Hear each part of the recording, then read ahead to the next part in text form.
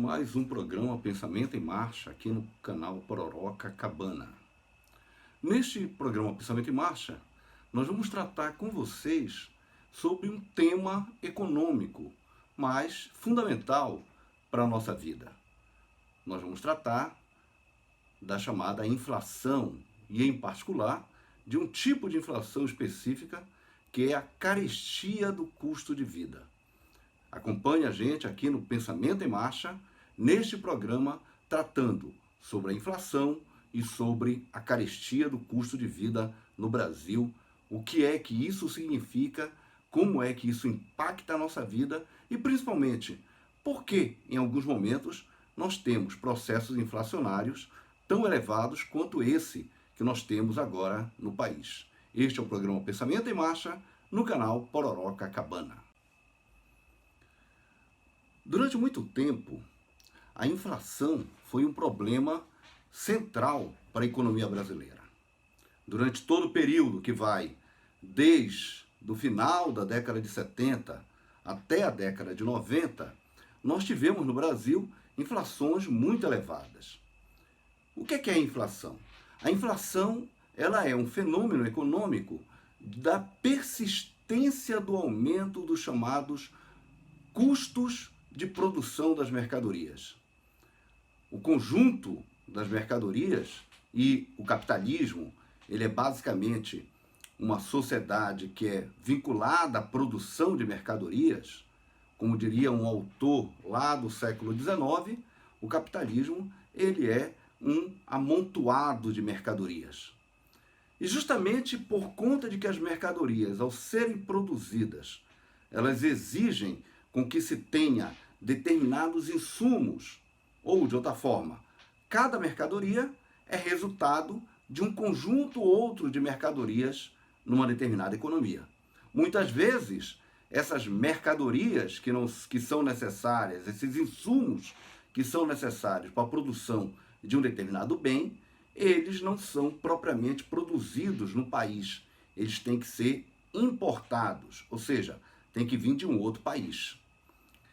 O que seria, portanto, a inflação? A inflação ela pode ser vista a partir de duas formas fundamentais.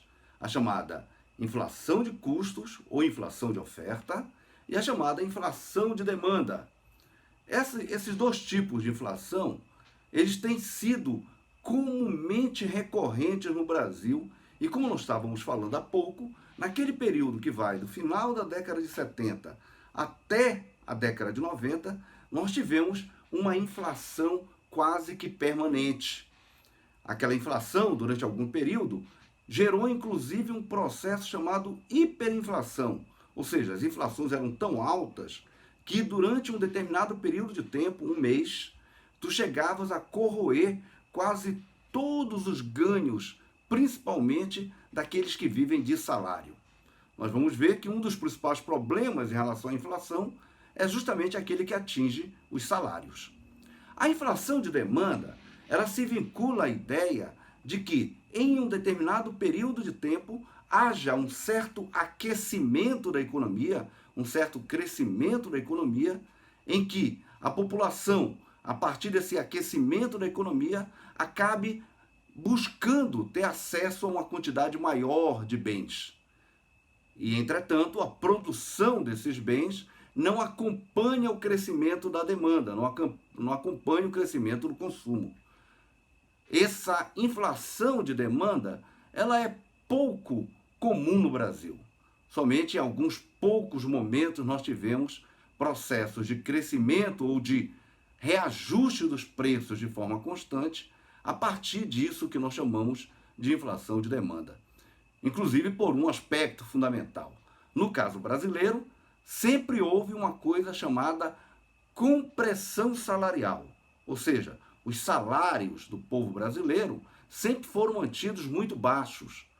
Em alguns momentos, como o momento que houve entre 2003 até aproximadamente 2014, nós tivemos um certo reajuste dos salários reais no país. Entretanto, durante esse período, curiosamente, não houve inflação. Por que cargas d'água? Nós temos agora, nesse período mais recente, em particular, nesse último ano, um processo quase que permanente de inflação, de expansão dos preços e até mesmo de permanência dessa expansão de preços durante todo esse período. Um período que, inclusive, o que nós tivemos foi desemprego. Nós temos hoje aproximadamente algo em torno de 14 milhões de brasileiros desocupados, desempregados. Ao mesmo tempo também, não há, durante esse período, reajuste dos salários em termos reais. Só para nós termos uma ideia importante, nesse último ano agora que nós tivemos, não houve um reajuste dos salários acima do nível inflacionário desse período. O que é que nós estamos tendo nesse período em particular, no acumulado de 12 meses mais recente? Nós temos tido, encerrado o mês de junho de 2021, um cálculo do processo em particular, do chamado índice de custo de vida, que é algo calculado por uma instituição chamada DIEESE, o Departamento Intersindical de Economia e Estudos Estatísticos, intersindical, que mostra que nos últimos 12 meses, em cidades como Brasília, nós tivemos um acumulado de aproximadamente 30% de reajuste desse índice de custo de vida. Em uma cidade como Porto Alegre, aproximadamente 25,3%. Numa cidade como Belém, nós tivemos um reajuste em torno de 18,52% desse índice. Na capital do Pará, em particular, o valor da cesta básica chegou, em julho de 2021, a um valor em torno de R$ 522, o que é mais ou menos aproximadamente 51% do salário mínimo vigente nesse período. O que é que levou a esse tipo, em particular, de reajuste, principalmente de sustentação dessa elevação dos preços, que para nós é muito evidente quando nós vamos comprar um botijão de gás, e o botijão de gás hoje está em torno de R$ 110. Quando nós vamos abastecer em um determinado posto de gasolina, o carro, e nós temos o litro da gasolina aqui em Belém em algo em torno próximo a R$ 6. Em alguns outros estados já próximo ou acima de R$ 7. Quando, em particular, a dona de casa vai até o supermercado e o quilo do arroz teve um conjunto de reajustes muito expressivos e também o quilo do feijão, o que nos dá justamente esse reajuste do índice do custo de vida calculado pelo DIEESE. É importante notar que no caso brasileiro, nesse mais recente, nós temos aquilo que nós vamos chamar de inflação de custos ou inflação de oferta, em particular atingindo o elemento do chamado índice do custo de vida. Isso por quê? Por alguns motivos que devem ser de algum modo tratados com vocês. O primeiro aspecto em relação ao preço de alimentos e ao reajuste dos preços de alimentos, que é justamente o que compõe em grande medida esse indicador calculado pelo DIEESE, e que atinge fortemente os trabalhadores, atinge fortemente a maior parte das famílias brasileiras, refere-se justamente a um problema vinculado aos preços internacionais. Esses alimentos, eles são alimentos que são consumidos no mundo inteiro. Um aspecto é que, na medida em que esses preços eles passam a ser reajustados internacionalmente, e tu tens também um outro problema, que é o problema do dólar. A apreciação do dólar, da moeda norte-americana, em relação ao real, onde o dólar hoje chega próximo a R$ 6, isso tudo faz com que haja, por assim dizer, uma importação de inflação no caso brasileiro. Esses bens, esses alimentos fundamentais, eles são, de um lado, influenciados por esse preço internacional e, por outro, na medida em que esse dólar muito apreciado acaba fazendo com que haja um estímulo para que os produtores em particular os produtores do chamado agronegócio, acabem exportando uma quantidade grande de alimentos e acaba criando, por sua vez, uma carestia no próprio país. Nesse sentido, o que nós temos tido nos últimos meses, nos últimos anos, em particular nos últimos 2 anos no Brasil, é justamente uma carestia em função desses fatores. Do fator de que o preço internacional dos alimentos continuou subindo, independente da chamada crise sanitária e da doença do Covid, que atingiu o mundo inteiro. Em conjunto com esses preços internacionais em alta, nós tivemos uma outra questão fundamental para nós podermos entender a chamada inflação de oferta neste momento da história brasileira, que é o problema do dólar, da apreciação do dólar. Um dólar elevado, um dólar a quase R$6, como hoje nós temos, acabou estimulando em grande medida um processo de exportação de bens primários e, em particular, dos alimentos no Brasil. Esse estímulo e, em particular, o uso que o agronegócio teve e a sua rentabilidade também foi facilitado pela inexistência de políticas econômicas por parte do atual governo federal que, de um lado, fizesse um processo de controle de estoques de alimentos tão fundamental para que, em momentos em que os preços se elevassem, o estoque governamental pudesse fazer com que os preços caíssem, ofertando uma quantidade maior de alimentos. Isso, em particular, nós tínhamos a CONAB, a Companhia Nacional de Abastecimento, que cumpria essa função. A CONAB, já desde o governo Temer, ela foi praticamente desativada. Aliado a isso, nós não tivemos também nenhum tipo de política sob o ponto de vista do governo federal que fizesse com que os elementos de controle sobre o câmbio, sobre o dólar, sobre o preço da moeda internacional, em particular do dólar, se tornasse efetivo. Então isso acabou fazendo com que nós tivéssemos um estímulo muito forte à exportação de alimentos e, ao mesmo tempo, nós tivemos ainda um terceiro problema sério no caso brasileiro, que foi o problema de atrelar o preço do combustível aos preços internacionais, aonde a Petrobras foi praticamente desmontada ao longo dos últimos 3 anos e, ao lado desse desmonte, também não houve nenhum tipo de política de controle sobre os preços do combustível. O que é que o preço do combustível tem a ver com o preço dos alimentos? Basicamente, nós temos 2 elementos de influência do preço do combustível sobre os alimentos. Primeiro, os fretes, ou seja, o transporte desses alimentos que se dá ao longo do país, utilizando-se rodovias fundamentalmente, aonde essas rodovias e basicamente o trabalho dos caminhoneiros, né, ou basicamente a utilização do transporte de carga a partir dos caminhões, e o preço do óleo diesel, na medida em que ele vai sendo reajustado, acaba afetando o preço dos alimentos ao ser distribuído esse alimento até os pontos onde são fundamentalmente consumidos, que são as cidades. Existe ainda um outro problema, é que a maior parte dos insumos necessários à produção de alimentos, eles são basicamente insumos que requerem algum tipo de transporte e, obviamente, novamente aí incide o problema do reajuste do preço do combustível.